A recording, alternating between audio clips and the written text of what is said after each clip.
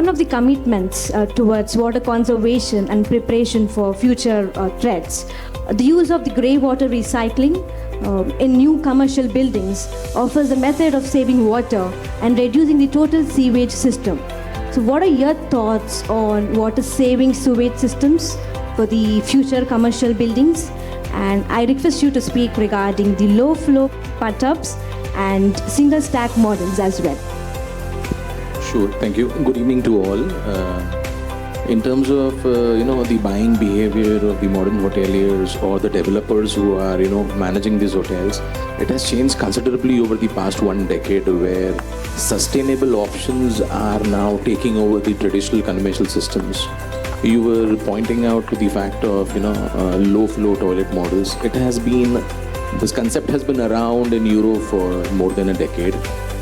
This is bound to come to India. It has already come to some of the key developers in the southern part of India, where you're normally taking a bath with modern fixtures come with a feeling of luxury and the feeling of being at the top of the world. But now things have taken a U-turn. The low flow toilet models are here with they have aerators in the taps, the clogged shower systems. These ensure high pressure of water, but the flow rate is considerably reduced.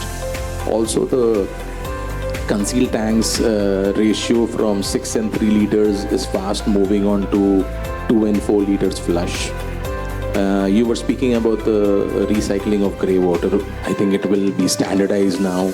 As piping manufacturers among the top 5, we know most of our pipes that are now going out on sale are the recycling pipes, which come in purple color. More and more developers, more and more rehab projects are now going for recycling of waste grey water. Grey water is the water that comes from your bathtubs, basins, your laundry, your dishwashers. This water is treated and then sent back to your concealed tanks. So it's the ideal way of recycling stuff. When it comes to sewerage or sewage pipes, things are taking a twist. More and more hoteliers and modern age developers, especially the large townships, they are opting for polypropylene piping systems instead of PVC.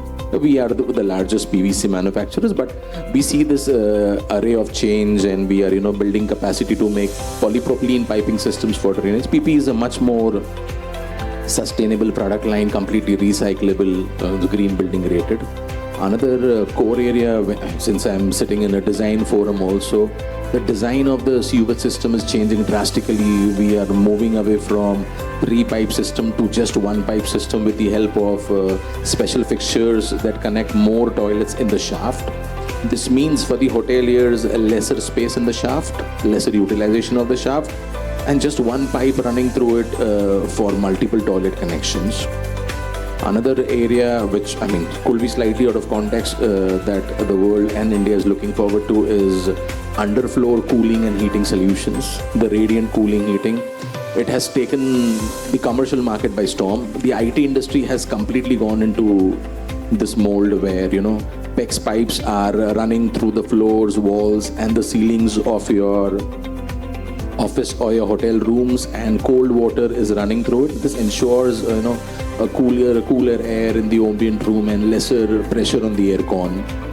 Another change that could well come into India, government has already identified, is the geothermal points.